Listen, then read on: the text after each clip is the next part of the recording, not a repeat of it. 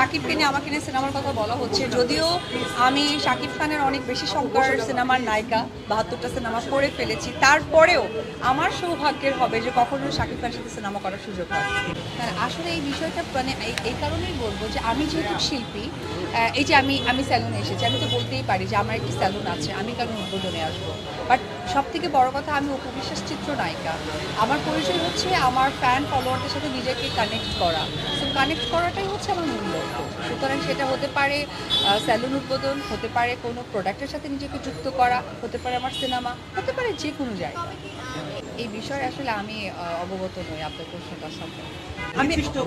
আমি একটা কথাই বলি, এখন যদি এখানে একটা সরকারি হসপিটাল থাকে আর সেখানে যদি মনে করেন ওই এলাকার মধ্যে একটি মাত্র হসপিটাল, আমি যদি অসুস্থ হই আমাকে চিকিৎসা নিতে যেতে হবে, তার মানে আপনারা আমাকে ব্লেম দিতে পারবেন না যে আপনারা কেন সরকারি হসপিটালে গিয়ে চিকিৎসা নিলেন।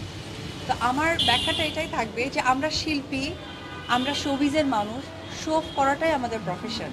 সো আমি এই কথাটাই বলবো যে আপনারা সকলেই অসম্ভব বুদ্ধিমান, আর আমাদের বাংলাদেশের আইনের প্রতি আমরা সকলেই শ্রদ্ধাশীল।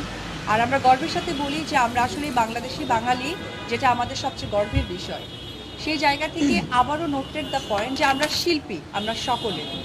হ্যাঁ, অবশ্যই সিনেমা তো দেখা হয়, তবে এবারে ঈদের সিনেমাগুলো আসলে দেখা হয় না কিছু ব্যস্ততার কারণে এবং আমার বিজনেসের কারণে আসলে দেখা হয়নি।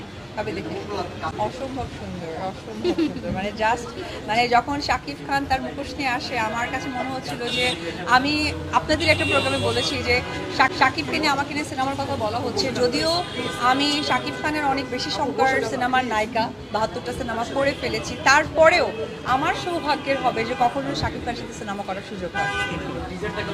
ভীষণ সুন্দর, থ্যাংক ইউ।